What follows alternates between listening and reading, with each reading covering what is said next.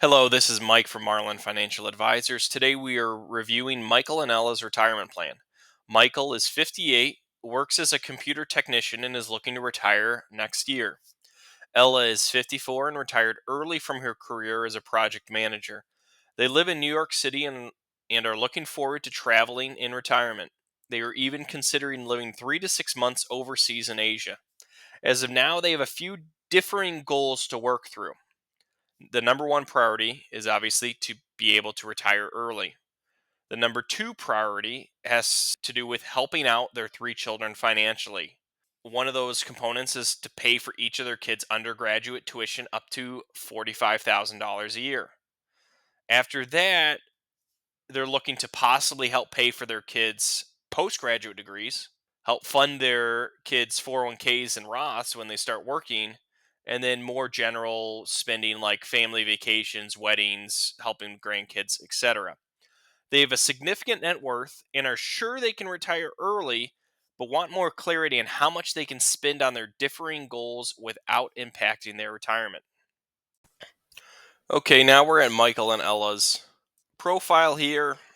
And let's take a look at their accounts and some of their details, and then we'll get into answering some of their questions. $40,000 in checking, investments of about 4.8 million, quite a bit of money. You have some 529 plans here, some brokerage, which was individual stocks, and a little bit of Roth and then IRA money. And then they own their house outright at $900,000. They are in New York City. And then I added in, Michael, $9,000 for home maintenance to your expenses, so I'm a little conservative there. And they also added in healthcare expense of 6,000 for each of you. So overall, this plan is a bit more conservative. So if you had a more detailed plan, you could fine tune some of the numbers, but for right now, a little bit more conservative is fine. I have them retiring today, essentially. Michael only wanted 6,000 or 72,000 a year, so that's what he's going to get. We do have long-term care costs. Michael, I know you asked about that. So in general, every plan I do has 2 years of long-term care costs, which is this is the estimated long-term care cost today. So it'll have two of those at the end of your plan, adjusted obviously for inflation as things go on. And so that's kind of taking a lot of the long-term care risk out of the way. If you think your long-term care is going to be even worse, you can plan for that separately. But since you have a lot of assets, you just self-insure. Lifestyle, vacation, we have that in. I know you said you were spending like 10,000 a year. I'm bumping it to 20. Maybe that will take care of the being overseas to 3 to 6 months. Not sure. We got the car. We have the home improvement. We have each of the kids' college here. And then the third college I just put at kind of a median point, and that's how much you were willing to pay anyways. And let's take a look. Social Security, I have 2,800 for Michael, and then 3,800 for Ella. These numbers, Michael, I would have you relook at, because sometimes what you need is the number when you retire today and then you delay till 70. Sometimes these numbers are a little off, where the Social Security calculator thinks you're going to work till that date. So just be aware of that when you maybe relook at those numbers and make sure. Let's take a look. Expenses, I did have to add in his New York City local taxes. I just put in kind of a base amount. It can go up from there, but at least that's a little closer than not having it in at all. There's the family, ages, and everything, and then blueprint, just so you can see the whole kind of playing real nice. And then let's see what he's going to get. So he's at 99% chance, which, if you don't know by now, is too conservative. You should spend more money. So good thing, Michael, is all of your retirement plans, I would say current kids education is covered by quite a bit, right? You would end up with 9.3 million at the end of the plan, excuse me, which I'm having your plan go till 90 years old for each of you. That could obviously change, but that's a lot of money, right? Inflation adjusted money. So I know you've read the book Die with Zero. So instead of leaving all that money in inheritance in 30 years, you'd rather push that forward and use it now or sooner, which I completely agree with that to a certain extent, right? As long as it doesn't affect your retirement goals. And you can see here is you have no worries. So definitely spend more money, right? That's the number one answer. You're good to go if you retire today. And I had added in a couple extra, some more money.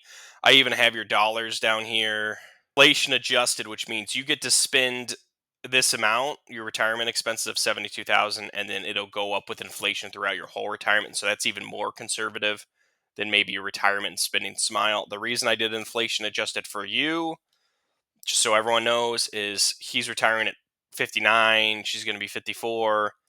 So I think they're going to have quite a bit of spending into their 60s and 70s. They have a long amount of time till they're going to reduce spending. So I just flipped it to inflation adjusted. And then so these numbers are what we can play around with. So we can play around with your monthly retirement expense. Let's check out like what's doubling it give us. So if you spent double instead of 6,000, you spent 12,000. You have an 80% chance of success. So it's roughly in that range, kind of this 12 to I believe it's $10,000 range, 88. I would probably start here at 10,000 a month, so 4 grand more a month, so 48 grand a year. If you want to look at it, 48 grand a year or 4,000 a month, whatever you want to look at it as, and that's pretty good. And then in 5 years, if it's still up here, then you can spend more, right? You can always start off slow and ramp up through your 60s and 70s. I don't disagree with that. Another way to look at it is we can look at yearly expense. So we can look at this graduate education expense here, which I had graduate education plus other support if you want to fund their 401ks or Roths for your kids. That's what he's looking to do. I think it was about $100,000 a year. And this was for, excuse me, this is for 10 years. So if you wanted to do this for 10 years to help them through some graduate degrees, help them get started in their careers, this is for 10 years. So it's either, and you're still at 89%. So it's 100,000 for 10 years, or it's 48,000. Let's just round to 50,000. 50,000 more for the rest of the plan. So there's some numbers there so you can understand how safe you are to spend more money. So good for you. Good luck. Obviously, if the plan changes, your goals changes, the market doesn't do as well or whatever, we reassess and we reevaluate. But for right now, that's pretty good. Show you the education, just quick graphs, right? You're 100% covered on your firstborn. There's the costs, and then you're covered here because I had 100,000 going to the first kid, 100,000 going here, and then whatever's left over rolls over here, and they kind of roll over in chunks, and that's why it's showing half. So your funding shortfall based on my $45,000, right, is about 161, but your brokerage accounts can obviously pay for that. So let's get rid of this. Let's go to this for ease of planning purposes. Let's say you spend 48, 50 grand more a year, 4,000 a month more. And we're going to go over to the Roth conversions. And let's take a look at this and let me explain this a little bit. So this is your current spending strategy. It's going to ask you to spend, usually this is the most efficient, taxable money first, so your brokerage account, then tax deferred, which is your IRAs, then tax free, right? This is the normal setup everyone talks about. Excuse me, get rid of that. This is what you would be. You would retire today or next year, whatever, and you would spend your brokerage accounts till about the age of 62, and then you would start your IRAs, and then RMDs would kick on here, and you would be in a huge tax bracket. You would even pop into the 32% tax bracket, soon to be 33% tax bracket. So the whole concept of Roth conversions is you want the lowest tax rate over your entirety of retirement. And if you can tell here, we have a very interesting retirement where you have basically no tax. Then you have what we're in the 22 here for most of it, popping into the 24 sometimes. and then you spike up here, and you're well into the 32, and you actually get into the 35. So your income at 88 would be over $1 million.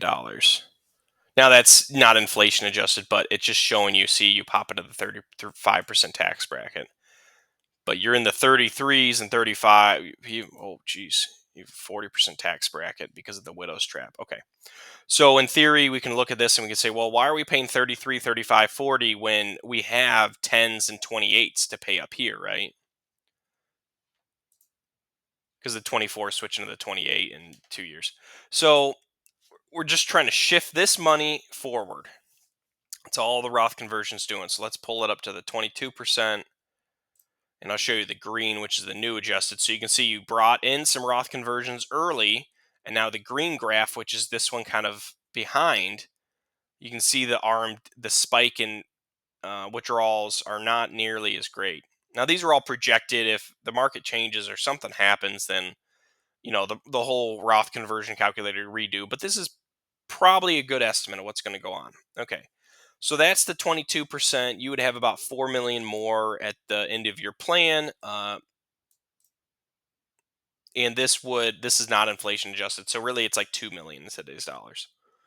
Okay, another thing so Roth conversions are definitely on the table, and how this has to do with your subsidies you talked about, which was keeping your kind of income artificially low, so therefore you could receive these subsidies, is eventually you're going to have to take income. You need to do Roth conversions. I mean, I guess you don't have to do them, but you should do Roth conversions to save on taxes.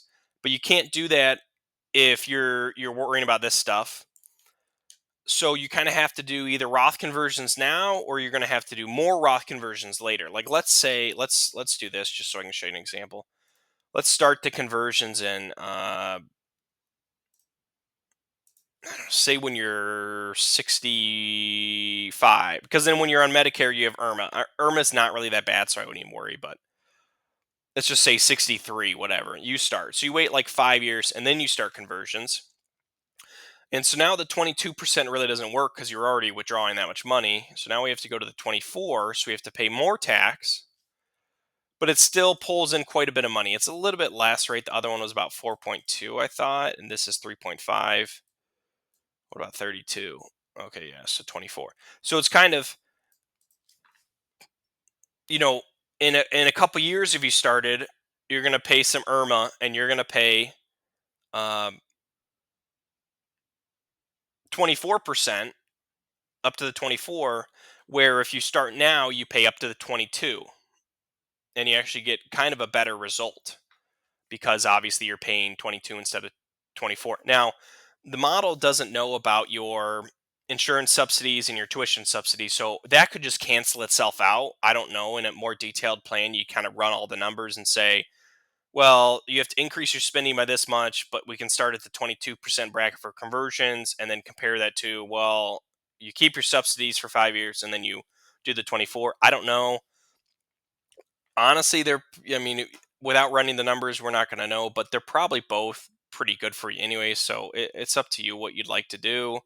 But eventually, you're going to have to increase your spending. You're going to have to pay more in taxes, fees, everything, expenses, and everything. So good luck to you. Obviously, the plan is solid. I mean, you have plenty of money. You can definitely help your kids out quite a bit, Michael. Uh, when you do Roth conversions, you're definitely going to want to do them. When you do them, is up to you, right? You have till age 75 on RMDs. At 65, you're going to run into IRMAA surcharges, which I don't think are that bad because they're basically at the 22% bracket anyways. So you'll run into those. So it's kind of when do you want to have to pay the money, pay the fee? Also, a couple comments. Moving out of New York City or New York State to a lower income state, I know that's a lifestyle factor, so that's more on you to decide. That could save you a ton of money too. Um, Florida, Tennessee, Texas, whatever you want. I mean, your kids are probably going to stay in the Northeast, so that's not really helpful. But hey, if you're spending 3 or 6 months out of the year, I don't know. I mean, it's just something to consider. But just to help you lower expenses. But you're fine either way, right? You have plenty of money to spend, so you're good. Uh, Michael, let me know if you have any more questions. Hopefully, everyone enjoyed this. Take care. If you would like a similar analysis run on your retirement plan, please check the comments for further details. Take care.